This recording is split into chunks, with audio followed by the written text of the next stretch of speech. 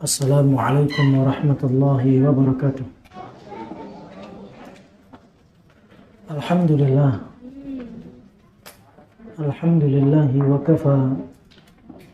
Wassalatu wassalamu ala rasulillahi al-mustafa wa ala alihi wa sahbihi wa man iqtafa ila yaumil qiyamah. Amma ba'd. Faqala Allah jalla wa ala: Ya ayyuhalladzina amanu taqullaha haqqa tuqatih wa la tamutunna illa wa antum muslimun. Ikhwatal iman, kaum muslimin yang semoga Allah merahmati kita semua. Alhamdulillah, kita ucapkan puji syukur kita kepada Allah Rabbul Izzati wal Jalalah atas limpahan nikmat dan karunia yang Allah berikan kepada kita. Selawat bertangkaikan salam semoga tercurahkan untuk Nabi kita yang mulia sallallahu alaihi wasallam.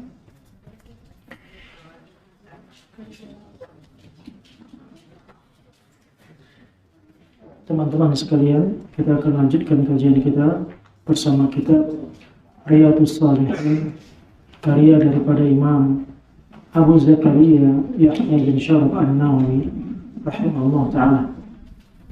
Kita masuk di hadis 20. Hadis 20 dari Zaid ibn Hubaysh, beliau berkata, aku mendatangi Safwan ibn Assal radhiyallahu anhu. Aku pun bertanya kepadanya tentang mengusap khuf atau mengusap dua khuf. Mengusap dua khuf. Khuf itu sepatu yang terbuat dari kulit yang menutupi hingga mata kaki.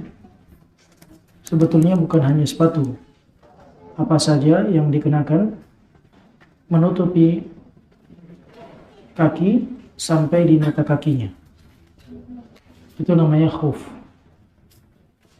Para ulama menyebutkan sampai kaus kaki pun termasuk bagian daripadanya. Kemudian aku datang kepada Safwan ibn Assal, aku bertanya kepadanya tentang mengusap dua khuf. Maka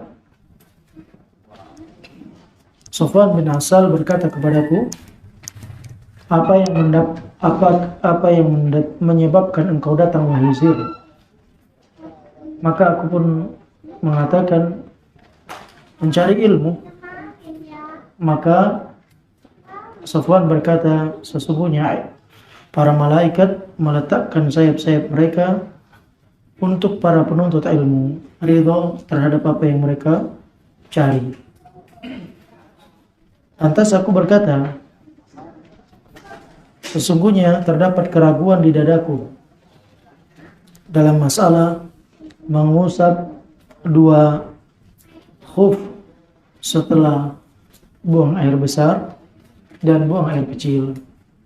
Artinya kalau buang angin itu hal yang saya tidak mengganjal di hati. Tapi kalau buang air besar, buang air kecil, ini ada masalah di dalam hati saya, ada keraguan. Bolehkah saya mengusap khuf karena hadat yang disebabkan BAB dan BAK? Sementara engkau adalah seorang sahabat dari sahabat Rasulullah SAW. Maka aku datang kepadamu, bertanya kepadamu, apakah engkau mendengar yang demikian, bahwasanya Nabi SAW pernah menyebutkan sesuatu hal tersebut, yaitu mengusap dua khuf? Maka beliau pun berkata, iya, dahulu Nabi SAW memerintahkan kami apabila kami dalam keadaan safar atau kami sedang melakukan perjalanan, agar kami tidak membuka khuf kami, tidak membuka sepatu atau khuf kami 3 hari 3 malam, kecuali karena janabah. Kita kemarin di sini. Akan tetapi maksudnya kecuali dari buang air besar, buang air kecil dan tidur.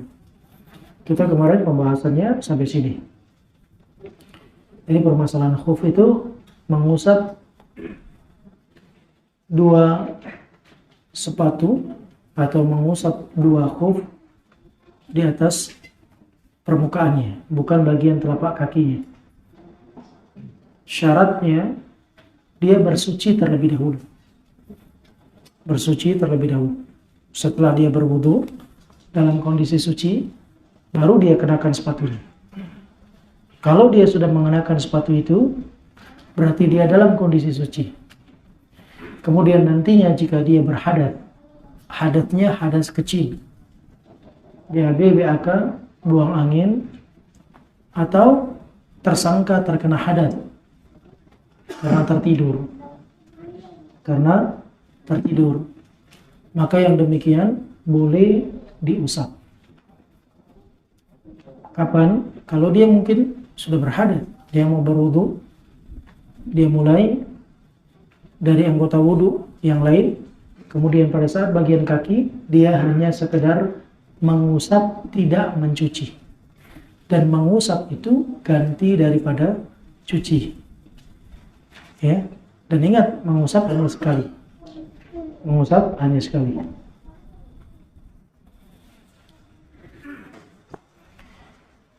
Seperti ini. Jadi saya dalam kondisi suci, sudah bersuci. Kemudian tiba-tiba keluar angin. Kan gitu ya. Sekarang sudah masuk waktu duhur misal. Kan gitu ya. Sekarang saya mau berwudu. Tapi berwudu tanpa mencuci bagian kaki. Kita mau praktek dengan mengusap dua khuf. Gitu ya. Dalam kondisi saya telah bersuci, kemudian tiba-tiba saya berhadat. Hadatnya adalah BAB, BAK, atau karena tertidur, atau buang angin. Ini hadasnya. Kesimpulannya hadas kecil. Kemudian saya berwudu dari anggota tubuh, sudah. Sekarang anggota kaki. Perhatikan. Seperti ini cara mengusapnya. Dua tangannya dibuka, kan gitu ya. Kemudian dari kaki ini bersamaan. Dari paling ujung, dari ujung jemari ditarik sampai betis. Sekali saja. Sudah. Itu udah diganti, dianggap menggantikan cuci kaki. Karena kan kita nyuci kakinya berapa kali? 3 kali ya. 1 kali sebelah kanan, 3 kali sebelah kanan, 3 kali sebelah kiri, betul? Kalau masbul khuf sekali saja ditarik bersamaan. Kan gitu ya, dalam kondisi tangannya basah. Basah maksudnya ya sudah terbasahi dengan air. Kan gitu ya. Tidak perlu membawa banyak air. Yang penting dia basah dengan air, kemudian ditarik dari ujung-ujung jemari sampai betis. Demikian. Karena khuf itu adalah sepatu atau sendal atau kaos kaki yang dikenakan menutupi, syaratnya menutupi dari bagian paling bawah kaki sampai bagian 2 mata kaki. Nah, kalau dia belum melewati 2 mata kaki, bukan khuf namanya. Kalau sudah melewati 2 mata kaki, maka dikatakan khuf. Seperti contoh, di tempat kita ini, polisi dan tentara itu pakai sepatu yang tinggi-tinggi itu ya. Sampai lewat mata kaki. Apa? Kantor PDL itu tertutup. Kan gitu ya. Sebenarnya ulama mengatakan tidak boleh adanya lubang. Maksudnya lubang robekan yang besar. Kan gitu ya. Tidak boleh adanya robekan. Sebagai ulama menyebutkan demikian. Tapi tidak ada hadis yang sahih yang menjelaskan larangan itu. Kan gitu ya.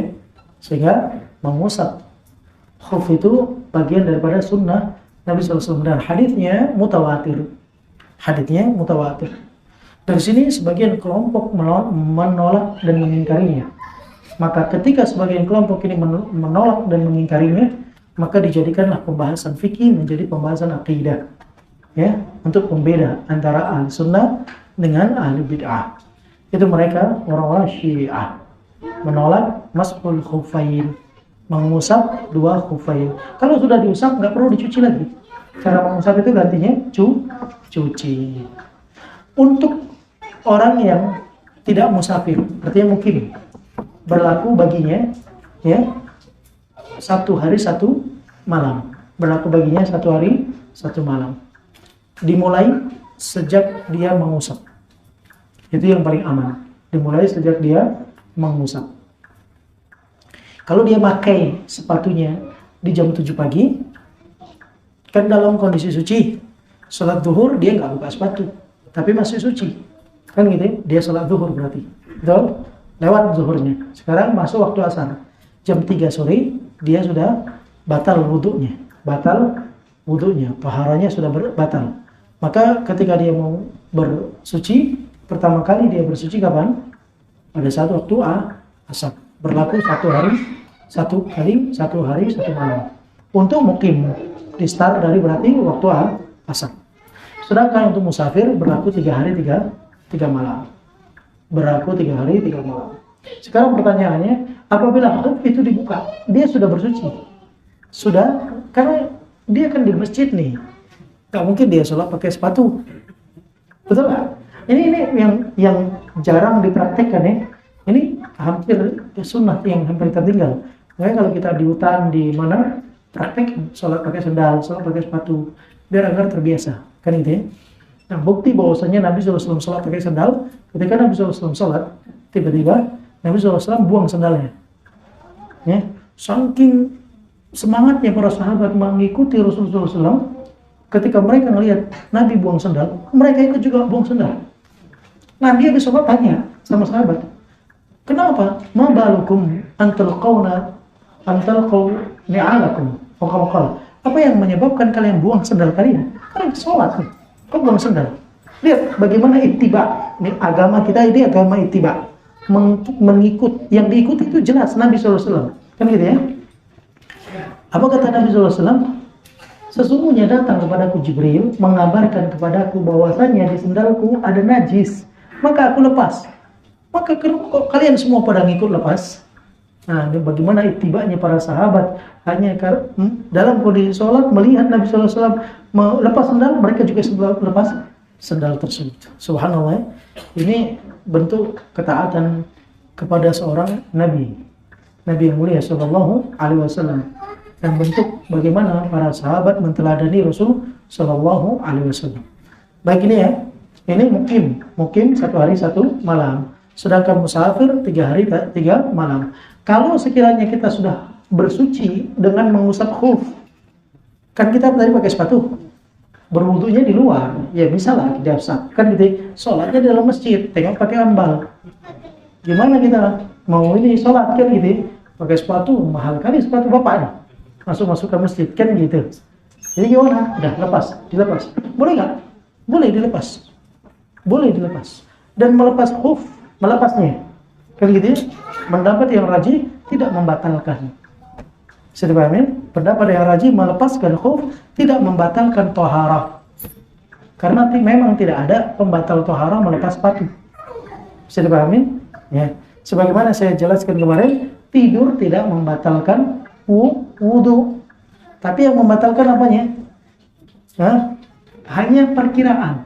Madhannah, kemungkinan orang yang tidur tanpa sadar, dia hilang akalnya, maksudnya hilang kesadarannya, bahwasanya ketika dia tidur bisa jadi dia buang angin, dia tak sadar, maka dia tersangka, kan gitu ya. Nah, belum tentu dia batal, kan gitu ya. Cuma untuk menjaga kehati-hatian, maka baiknya dia bersuci. Ini lebih hati-hati.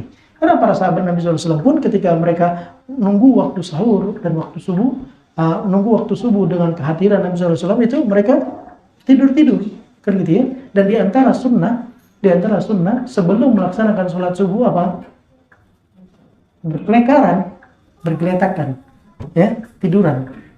Di antara sunnah sebelum melaksanakan sholat subuh itu tiduran sebentar, sambil nunggu waktu subuh, kan gitu ya. Ya, diperintahkan berbaring sebentar. Baik, berarti pembahasan khuf sudah clear ya, sudah selesai ya pembahasan khuf. Sekarang beliau melanjutkan. Qala na'am. Kemudian beliau mengatakan, Fakultu hal sami'tahu yadhkuru fil hawa syai'an. Sekarang siapa ini? Zir bertanya kepada Sufwan, apakah engkau wahai Sufwan mendengar sesuatu dari Nabi SAW tentang kecondongan seseorang? Maka kalau di situ hawa nafsu, bukan hawa nafsu, tapi kecondongan seseorang. Kemudian Sufwan berkata, menjawab, iya, kami bersama Rasulullah SAW. Ya, kami bersama Rasulullah SAW dalam suatu safar. Fabainama nahnu indahu, tatkala kami berada bersama Rasulullah SAW, itnadahu a'rabiyun. Tiba-tiba ada seorang Arab Badui memanggil Nabi SAW bisautin lahu jahwari, dengan suara yang kencang. Dengan suara yang kencang. Para ulama menyebutkan demikian orang Arab Badui. Karena tinggal di perkampungan, ya, mereka jauh dari pendidikan sehingga mereka memanggil Nabi SAW manggil dengan nama Muhammad gitu aja. Nggak manggil dengan kenabian, nggak manggil dengan kerasulan, kan gitu ya. Kalau sahabat-sahabat Nabi itu mereka tidak memanggil Nabi kecuali dengan ya Rasulullah, ya Nabi Allah, menghormati Nabi SAW. Demikian. Kemudian mereka tidak berani meninggikan suara di hadapan suara siapa? Nabi SAW. Ya, di antara faedah yang disebutkan oleh para ulama, Umar bin Khattab suatu ketika ketika menjadi khalifah di Madinah, Umar bin Khattab melihat ada dua orang yang suaranya tinggi di samping kuburan Nabi SAW. Nabi SAW sudah wafat, kan gitu ya. Umar ketika menjadi khalifah, dia melihat dua orang ini. Kata Umar radhiyallahu anhu, rendahkan suara kalian. Rendahkan suara kalian. Tanya, kalian dari mana? Bukan dari Madinah. Kalau kalian dari Madinah, aku akan cambuk kalian. Ya, nggak boleh berteriak-teriak, mengangkat suara di hadapan Nabi dalam kondisi hidup dan mati Nabi SAW. Makanya ada turun ayat menegur orang-orang yang mengangkat suaranya lebih tinggi daripada suara Nabi SAW. Termasuk bentuk mengangkat suara lebih tinggi daripada suara Nabi SAW ketika dibaca hadis Nabi SAW, dia baca ayat Allah Subhanahu Wa Taala, suara dia lebih tinggi. Atau dia tidak memperdulikan. Di sini baca, di sana cerita. Ibu-ibu coba dengarin, hati-hati, karena ini bisa menghapus amal kita. Allah katakan di dalam surah Hujurat ayat 2, ya ayyuhalladzina amanu, wahai orang-orang beriman, la tarfa'u aswatakum fawqa sautin nabi. Jangan kalian angkat suara kalian melebihi suara Nabi. Wala tajharu lahu bil qaul ka jahri ba'dikum li ba'din. Jangan kalian panggil Muhammad SAW dengan seperti apa yang kalian memanggil nama kalian sendiri. Kenapa? Resikonya antahbatu a'malukum wa antum la tash'urun. Khawatir nanti amalan kalian dihilangkan. Bukan setengah, seluruhnya amalnya hapus, dihapus amalan kebaikannya, pahala-pahala yang dia buat itu dihapus. Wa antum la tash'urun. Sementara kamu enggak merasa. Jadi termasuk orang dianggap mengangkat suara di hadapan suara Nabi ketika hadits Nabi SAW dibaca, dia bercerita, dia mengangkat suara melebihi apa yang dibacakan. Ini khawatir ya, amalan kita bisa hancur. Makanya kita berusaha, teman-teman, kalau kita kajian fokus, dengarkan, kan gitu ya.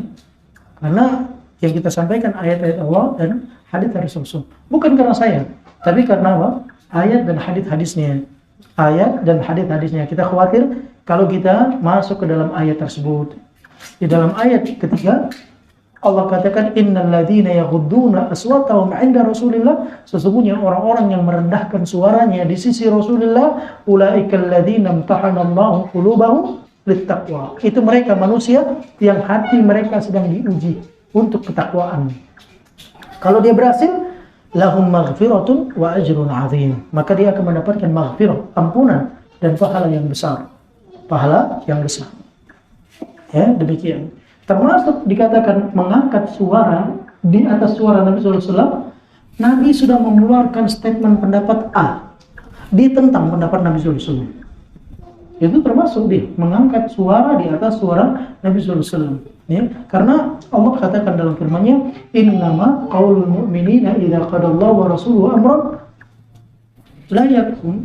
Sesungguhnya apa yang menjadi ucapan seorang mukminin apabila menjadi ketetapan Allah dan Rasulnya, maka tidak ada la khiyara min amrihi. Mereka nggak ada pilihan lagi.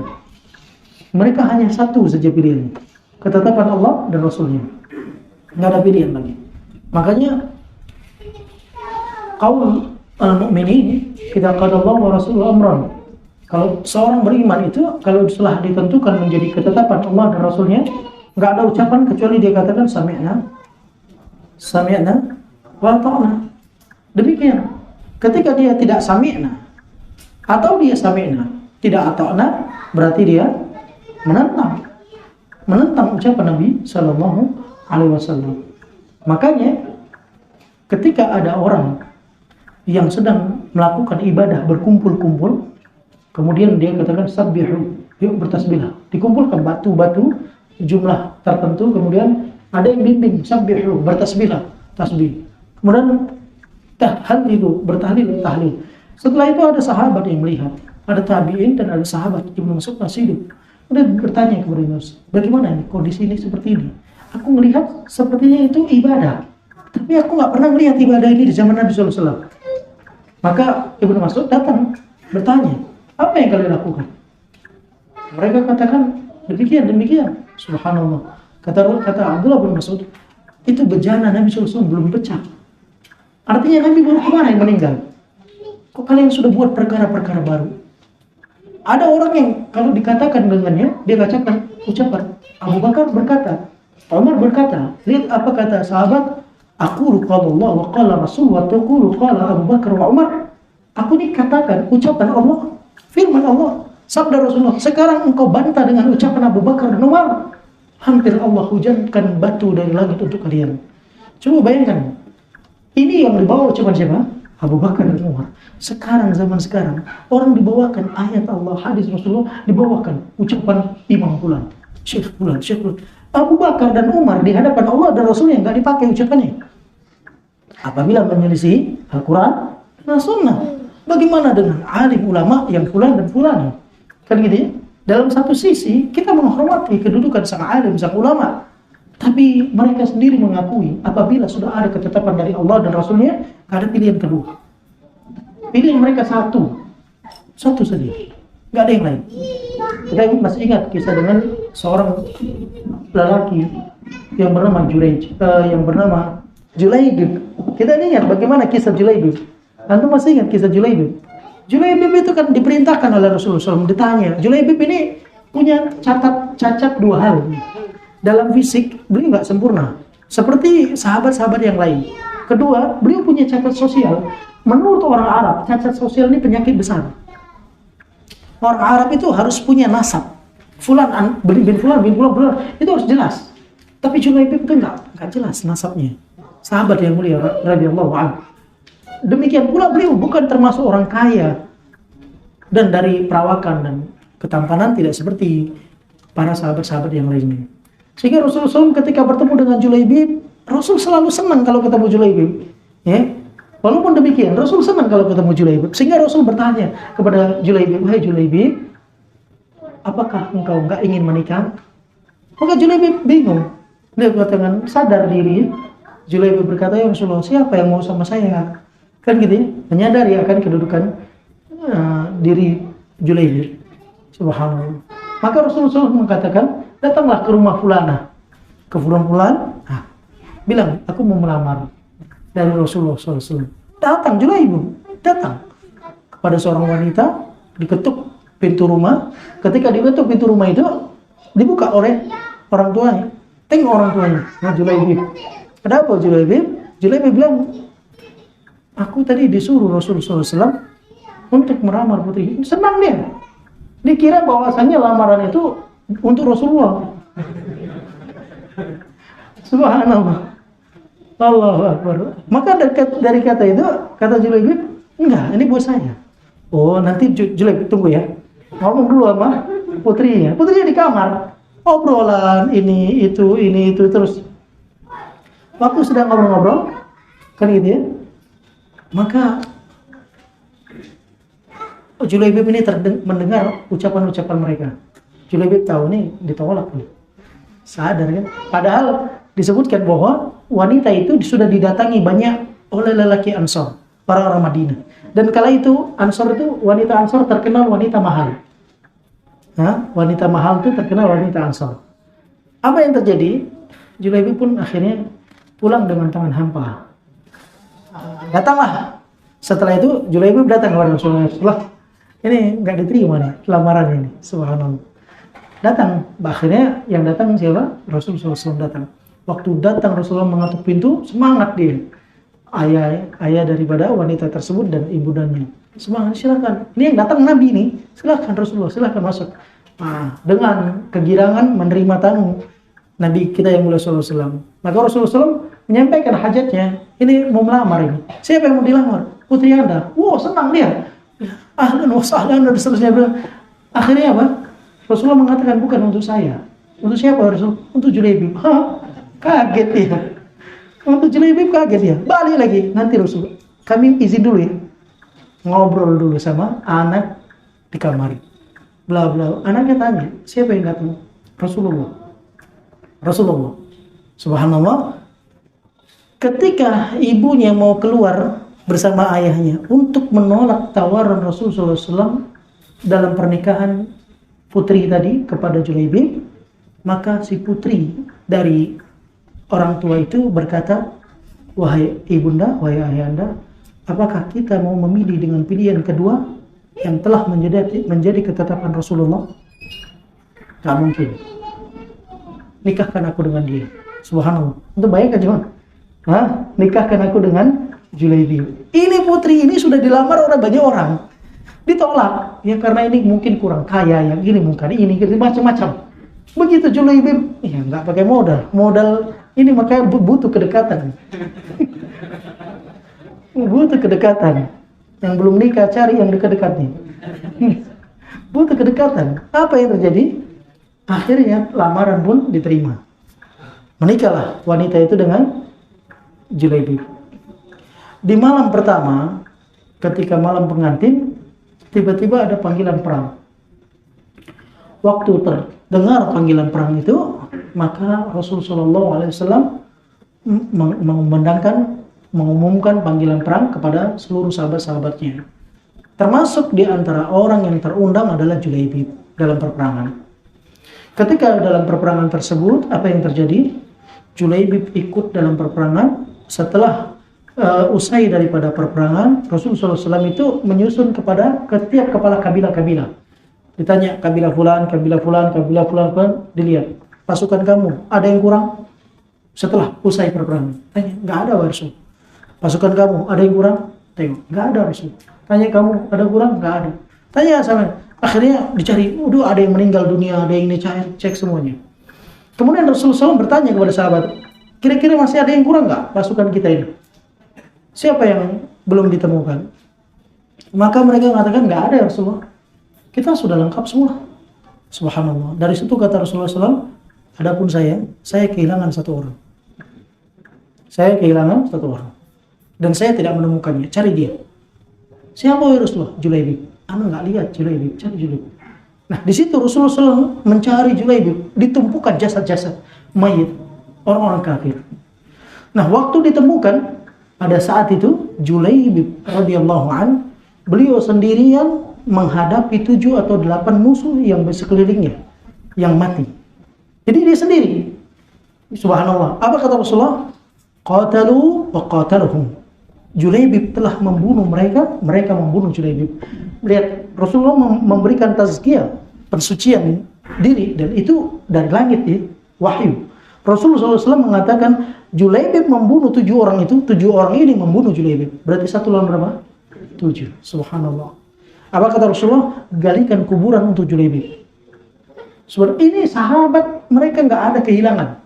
Yang merasa kehilangan cuma Nabi Sallallahu Alaihi Wasallam. Nabi bertanya, mana Julaibib? Nggak ada yang tahu. Akhirnya dicari, ketemu. Kemudian Rasulullah mengabarkan mereka telah membunuh Julaibib. Julaibib telah membunuh mereka. Bukakan kuburan buat Julaibib. Digalikan kuburan untuk Julaibib. Dan Julaibib radhiyallahu an di pangkuan Nabi SAW di pelukannya. Dan Julaibib Nabi SAW mengatakan, Julaibib dariku dan aku bagian dari Julaibib. Julaibib dariku dan aku bagian daripada Julaibib. Julaibib nggak ada nasab lagi, terputus nasab dia. Dia nggak tahu siapa keluarganya, kan gitu ya. Rasulullah SAW menganggap dia saudara. Ini saudaraku nih Julaibib. Aku dari dirinya, dia dari diriku. Terus Nabi mengucapkan demikian sampai lubang kuburannya tergali. Begitu lubang kuburan tergali, Julaibib disiapkan. Kemudian Julaibib disolatkan, Nabi yang mimpin sholatnya. Kemudian setelah itu Nabi SAW yang langsung masuk ke dalam kuburan menguburkan jasad Julaibib radhiyallahu anhu. Setelah itu tinggallah jandanya Julaibib, janda semalam. Banyak orang yang berbondong bergantian ingin menjadi istri bekasnya Julaibib. Subhanallah. Demikian. Ini ketentuan yang dipilihkan oleh Rasulullah SAW itu nggak bisa dipilih, nggak bisa dirubah. Maksudnya apabila sudah ada keputusan dari Allah dan Rasul, hendaknya seorang mukmin itu mengatakan sami'na wa ta'na. Innama Allah Subhanahu wa ta'ala menceritakan seorang mukmin itu apabila telah mendapatkan keputusan dari Allah dan Rasulnya, mereka hanya mengatakan sami'na wa ta'na. Enggak ada pilihan yang kedua. Dalam surah An-Nur ayat 51, Allah katakan, "Innama kana qaulal mu'minina idza du'u ila Allah wa rasuli liyahkuma bainahum an yaqulu sami'na wa ata'na." Sesungguhnya ucapan seorang mukmin itu apabila diseru kepada Allah dan Rasulnya untuk sebuah keputusan dalam sebuah hukum, maka mereka mengatakan sami'na wa ata'na wa ulaika humul muflihun.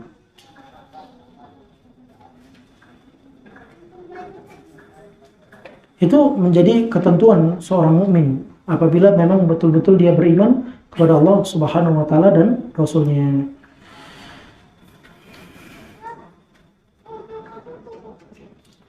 Baik jamaah sekalian, kita lanjutkan. Orang Badui ini datang kepada Rasulullah SAW dengan mengatakan, wahai Muhammad, dia angkat suaranya sambil berkata, ya Muhammad, wahai Muhammad, sambil mengeraskan suaranya. Fa'ajabahu Rasulullah SAW. Maka Rasulullah SAW pun menjawab panggilan orang Badui tersebut dengan nada yang sama. Karena dia nanti tinggi, maka ini bukan berarti Rasul membentaknya. Ini bentuk rahmatnya Nabi. Karena Nabi tahu, kalau Nabi rendahkan suaranya di bawah dia, habis amal dia. Saking sayangnya Nabi sama Badui ini, khawatir kalau nanti suara dia lebih tinggi daripada Nabi SAW, maka Nabi SAW angkat suaranya minimal selevel dengan suara dia. Haum, kata Nabi SAW, ya aku dengar. Subhanallah. Ini bentuk rahmat. Kalau kita kan nggak paham nih, kok bisa Nabi ngangkat suara? Kan gitu ya? Iya. Ini orang Badui, ini nggak tahu hukum-hukum syar'i.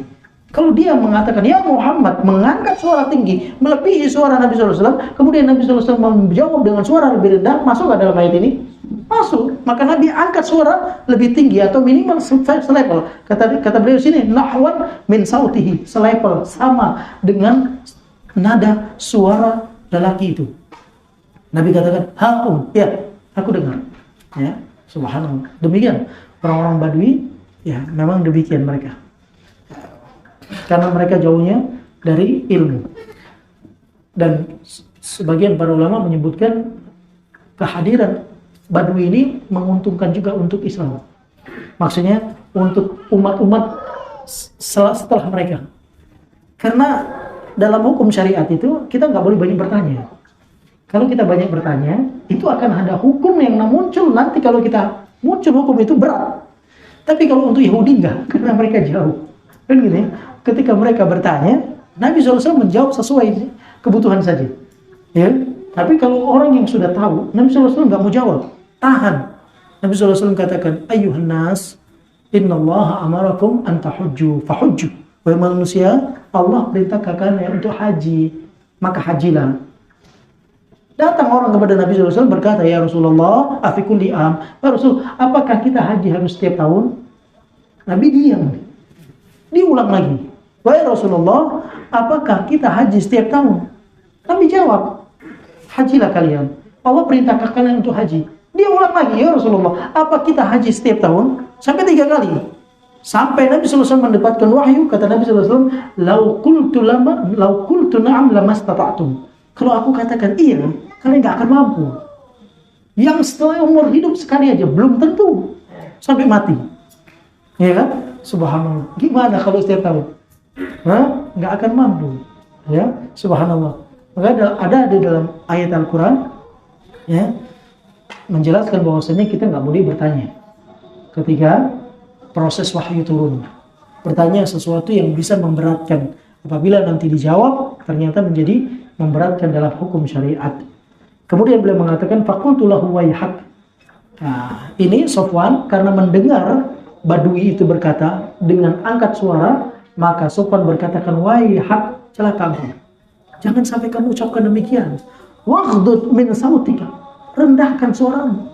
Fa innaka inda nabi, kamu ini di depan Nabi, kok ngangkat suara? Subhanallah. Terus apa kata Badui? Faqad nuhitu an hadza. Faqad nuhita an hadza. Kata Sufyan, kamu dilarang, enggak boleh mengucapkan suara lebih tinggi daripada ucapan Nabi sallallahu alaihi wasallam. Datang orang Badui ini, ya namanya Badui, agak ngeyel dikit. Dia katakan, wallahi la aghdud, demi Allah, enggak aku rendahkan suaraku. Model Badui kayak gini. Ini kalau ada orang-orang yang ngeyel itu dipanggil Badui. Subhanallah. Al-Arabi, ya. Nah, ini sebagian ulama mengatakan, ya, menjelaskan maksud dari Badui ini, kenapa dia nggak mau rendahkan suara. Pertama, dia nggak tahu hukumnya, kan gitu ya. Kedua, dia pingin apa yang dia tanya didengar sama yang lain. Baik nggak maksudnya? Walaupun maksudnya baik, tapi kadang-kadang kan ya caranya nggak tepat kan gitu ya. Subhanallah. Semoga Allah merahmati beliau. Apa yang dikatakan? Qala al-Arabi, maka Arabi itu berkata, al-mar'u yuhibbul qaum. Ini kita itu ada orang-orang, mereka cinta dengan kaum. Walamma yalhaq bihim. Tapi mereka cinta, amal mereka itu nggak sama. Dia cinta, siapa yang nggak cinta dengan Abu Bakar? Siapa yang nggak cinta dengan Umar? Tapi masalahnya amal kita nggak selevel dengan amal Abu Bakar. Amal kita nggak selevel dengan amal Umar. Kalau Nabi SAW, maka Nabi SAW ketika ditanya oleh Badui tersebut, ini Badui ini menginginkan kebaikan. Dia berkata, ya Rasulullah, ada sekelompok kaum cinta dengan kaum, tapi mereka amalnya nggak selevel dengan amalnya orang yang dicintai itu. Maka Nabi SAW katakan, al-mar'u ma'aman ahab yaumal qiyamah. Ini jangan. Antum simpan hadis ini di dalam hati. Seseorang itu akan bersama orang yang dicintai di hari kiamat. Jangan salah letakkan kecintaan antum kepada orang yang tidak pantas untuk diberikan cinta. Karena nanti dia akan dikumpulkan di hari kiamat. Ada orang yang dikumpulkan sama orang-orang kafir. Karena dia cinta dengan orang kafir. Gayanya, stylisnya, cara bicaranya, dan seterusnya. Pemain bola, cinta dengan pemain bola. Subhanallah. Ini prinsip akidah juga. Ini prinsip akidah. Antum boleh main bola, boleh nggak? Boleh. Tapi jangan sampai antum letakkan cinta antum dengan pemain bola yang notabene yang kafir. Hati-hati, akan dikumpulkan nanti di hari kiamat bersama mereka. Kalau dia kafir, ya udah, golongan orang kafir. Na'udzubillah. Na'udzubillah. Kalau dia munafik sama orang-orang munafik. Na'udzubillah. Makanya Anas bin Malik radhiyallahu anhu ketika mengetahui hadis ini, apa kata beliau? Beliau mengatakan, uhibbu Rasulullah wa uhibbu Abu Bakr wa uhibbu Umar. Kalau begitu, aku cinta Rasulullah, aku cinta Abu Bakar, aku cinta Umar. Harapannya bisa berkumpul dengan Rasulullah, bisa berkumpul dengan Abu Bakar, bisa berkumpul dengan Umar. Demikian. Subhanallah. Ingat coba, kita yang sering setiap hari kita ngaji, kita duduk bersama, susah kita sama, kita senang sama-sama, kita belajar menuntut ilmu agama. Ingat, jangan antum kira persaudaraan kita di sini saja. Enggak. Sampai kiamat akan dipertemukan oleh Allah Subhanahu wa taala. Iya, memang amal kita beda-beda. Mungkin antum punya amalan yang ana nggak punya amalan itu. Sebaliknya, mungkin antum nggak punya amalan yang ana punya amalan itu. Nah, disitulah mereka akan dikumpulkan. Amal kita nggak sama, nggak sampai kita. Yang ini dengan hartanya dia bersedekah, yang ini dengan ilmunya dia berbagi, yang ini dengan pikirannya dia berbagi, yang ini dengan terus. Tapi nantinya akan dikumpulkan di yaumul qiyamah. Ini nikmat yang Allah berikan kepada orang-orang soleh yang mereka dikumpulkan di dunia dan akan dikumpulkan nanti di akhirat. Al-mar'u yuhibbul qaum. Ada seorang cinta dengan sekelompok kaum. Walam yalhaq bihim, tapi amal mereka nggak sampai dengan orang-orang yang mereka cintai. Kata Nabi SAW, al-mar'u ma'aman ahab. Seseorang akan dikumpulkan dengan orang yang dia cintai di hari kiamat. Kata Anas bin Malik, kalau gitu aku cinta dengan Rasulullah, aku cinta dengan Abu Bakar, aku cinta dengan Umar. Dan kita mengucapkan demikian, kalau gitu kita bercinta kepada Rasulullah, cinta Abu Bakar, cinta Umar, dan cinta seluruh sahabat Rasulullah Sallallahu Alaihi Wasallam, agar kita bisa berkumpul dengan mereka di yaumul qiyamah. Ini nikmat, dan ini bisyarah, kabar gembira. Hadis ini adalah hadis yang dengannya kita termotivasi belajar, termotivasi kita menuntut ilmu. Kalau nggak demikian, kita kehilangan. Sekarang kita sudah kehilangan role model, kita sudah kehilangan teladan, kita sudah kehilangan orang yang harus kita ikuti. Bingung, siapa yang harus kita ikuti? Makanya kata Ibnu Mas'ud, barang siapa yang ingin mengikuti, maka ikutinlah orang yang sudah mati, karena mereka sudah selamat dari fitnah. Yang masih hidup ini masih banyak fitnah. Hari ini dia lurus, suatu saat dia akan melenceng. Kita nggak tahu. Makanya ikuti yang sudah mati, sudah jelas. Siapa mereka? Sahabat-sahabat Rasulullah SAW. Para a'imah yang kita tahu ilmu mereka bermanfaat bagi umat. Dengannya kita belajar, kita menuntut ilmu, berbagi, saling kita mengingatkan, saling kita memberikan nasihat. Yang demikian kita akan mendapatkan nikmat ini. Ini nikmat jemaah. Ini hadis penyejuk jiwa. Orang yang paham dia akan senang. Orang yang tak paham ya dia cuma baca sekilas saja.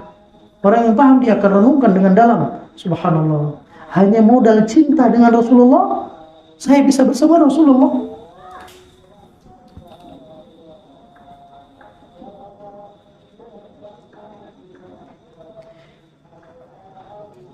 Kita nggak bertemu bersama Rasulullah di dunia ini cuma. Dan Rasulullah nggak pernah ketemu sama kita di dunia. Tapi modal kita cinta dengan Rasul, betul-betul buktikan cinta kita. Belajar agamanya betul, membela sunnahnya, tetap berpegang teguh terhadap tuntunan Nabi SAW. Itu saja modal kita. Kita nggak punya amal seperti amalnya Abu Bakar. Kita nggak punya amal seperti amalnya Umar.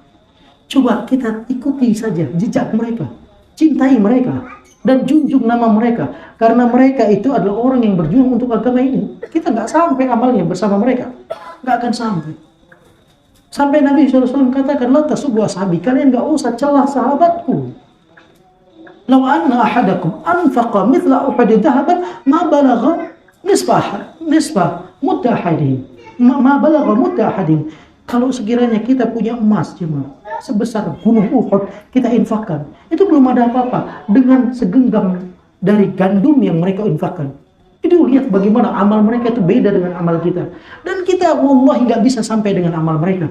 Dan kita nggak akan ditanya oleh Allah tentang amal mereka. Laha ma kasabat walakum ma kasabatum. Mereka sudah punya amal, itu mereka sudah dapatkan. Walakum ma kasabatum. Dan kalian juga punya amal, masing-masing kita punya amal. Wala tus'aluna amma kanu ya'malun. Kamu nggak akan ditanya tentang amalan Nabi Bilal, nggak ditanya tentang amalan Abu Bakar, nggak ditanya tentang amal Umar. Yang ditanya, wa fulan ibn fulan, apa amalmu? Apa yang sudah kamu buat? Apa perjuanganmu untuk Islam? Kamu nggak punya perjuangan, ikuti. Modal cinta saja dengan Rasulullah. Ini yang harapan kita bisa kita dikumpulkan bersama Abu Bakar, bersama Umar, dipimpin oleh Nabi kita yang mulia Sallallahu Alaihi Wasallam. Ingat Nabi kita itu pernah merindukan kita. Jadi Nabi SAW sering berkunjung ke Baqi. Beliau berkunjung sekali, dua kali, terus mengulang-ulang. Sampai suatu ketika beliau mengatakan, awaddu an alqiya ma'a ikhwani. Aku berharap kalau aku bisa bertemu bersama ikhwanku. Rasulullah SAW ditanya oleh para sahabat, ya Rasulullah, alasna ikhwanu? Ya Rasulullah, bukan kita ikhwanmu ya Rasulullah? Nabi katakanlah, bal antum ashabi. Enggak. Kalian itu bukan ikhwanku, kalian itu sahabatku. Ikhwanku itu orang yang beriman denganku. Mereka enggak pernah ketemu sama aku, tapi mereka percaya dengan risalah yang kubawa. Itu ikhwanku. Aku ingin bertemu dengan mereka. Allahu Akbar. Ini Rasulullah SAW merindukan kita. Sekarang kita mau nggak rindu dengan Rasulullah? Kalau kita betul-betul rindu, pelajari hadis-hadis Nabi SAW, pelajari hukum-hukum Islam. Dengan itu kita bisa betul-betul nantinya hanya modal itu sih, modal itu saja. Kalau kita nggak punya harta, kalaupun kita nggak punya uang, nggak punya ini, untuk kita sedekahkan di jalan Allah, cukup modal cinta. Jangan letakkan salah cinta kita kepada orang lain. Khususnya cinta kepada orang-orang kafir, na'udzubillah. Khususnya cinta kepada orang-orang pelaku dosa dan na'udzubillah. Ada anak-anak kita cinta kepada artis Korea. Yang kita tahu orang Korea itu bagaimana. Ikut jogetannya, ikut ininya. Subhanallah, na'udzubillah. Ini penyakit. Jangan dibuka video-video mereka. Karena akan ada nanti setitik kecintaan yang diberikan bukan pada tempatnya. Al-qaum yuhibbul qaum walam yulhaq bihim. Ada sekelompok kaum cinta dengan kaum, dia nggak bisa bertemu dengan mereka. Amalnya nggak cukup. Gimana wajah? Ini yang datang jamaah bukan orang pintar, badui. Yang tadi ngeyel. Tapi dia punya keinginan besar, ingin bertemu dengan mereka nanti di surga. Masalahnya dia nggak punya amal seperti mereka. Kita itu di kampung, badui kita, wahai Rasulullah. Ingin bertemu dengan mereka. Kata Rasulullah SAW, al-mar'u ma'a man ahab. Seseorang akan dikumpulkan bersama orang yang dia cintai. Maka kalau kita tahu dia mukmin, selama dia mukmin, selama dia betul akidahnya, selama dia mulia akhlaknya, cintai dia. Cintai dia. Orang muslim, kata Nabi SAW, al-mu'min lil-mu'min kal-bunyan yashuddu ba'dhum ba'dha. Mukmin dengan mukmin yang lain itu seperti bangunan, mereka saling menopang. Dengan demikian, kata Nabi SAW, la yu'minu ahadukum hatta yuhibba li akhihi ma yuhibbu li nafsihi. Tidak dikatakan beriman di antara kalian sampai kalian bisa mencintai saudara kalian seperti kalian cinta dengan diri kalian sendiri. Tapi yang beriman. Ya kalau akhlaknya kurang betul, kita uruskan akhlaknya. Perbaiki akhlaknya. Karena hal-hal yang demikian ini dilupakan oleh para penuntut ilmu. Dilupakan. Dia kira kalau kita belajar ya selesai dari sini pulang.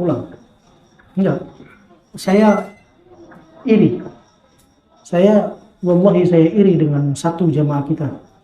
Ada seorang kakek yang dulu dia hadir setiap bulan Ramadan. Saya tahu sampai sekarang, saya tahu persis di mana dia duduk dan bagaimana cara duduknya. Saya enggak sempat menghadiri ketika beliau meninggal dunia. Tapi saya tahu beliau. Nah, ingat jemaah. Bisa jadi. Kalau ketulusan beliau di dalam menuntut ilmu agama itu betul, semoga Allah menjaganya dan semoga Allah melindunginya. Dan saat kita nanti amal kita nggak cukup, dia yang cari kita. Itu kemuliaan jemaah, itu kemuliaan. Dan dia udah selamat. Ditutup dengan perjalanan menuntut ilmu di masa tua, dihabiskan untuk ilmu, di masa pensiun untuk ilmu, ibadah untuk ilmu semuanya. Subhanallah. Yang bicara ini belum tentu selamat. Yang bicara belum tentu selamat. Oleh karena itu kita memohon kepada Allah Subhanahu wa taala agar Allah menegarkan hati kita tetap terus di atas menuntut ilmu agama. Karena ini berat. Menuntut ilmu agama itu perjalanan yang panjang. Sejak dia mengerti, sejak dia dibuai sampai dia dimasukkan di dalam lahat. Perjalanan panjang dalam kehidupan manusia. Beliau mengatakan fama zala yuhaddithuna hatta dzakara baban min al-maghrib. Ini insyaallah pembahasannya akan kita bahas di pekan depan terkait tentang taubat, pembahasan taubat di sini. Nabi setelah menceritakan orang yang saling mencintai dengan mencintai saudaranya, kemudian di sini Nabi SAW menceritakan tentang sebuah pintu, yang pintu itu sangat luas. Pintu itu sangat luas dan itu disebut dengan pintu taubat. Pintu taubat. Semoga ini bermanfaat. Kita akhiri billahi taufiq wa sallallahu ala Muhammadin wa ala alihi wa sahbihi wa sallam. Subhanakallahumma wa bihamdika asyhadu an la ilaha illa anta Astaghfiruka wa atubu ilaik. Assalamualaikum warahmatullahi wabarakatuh.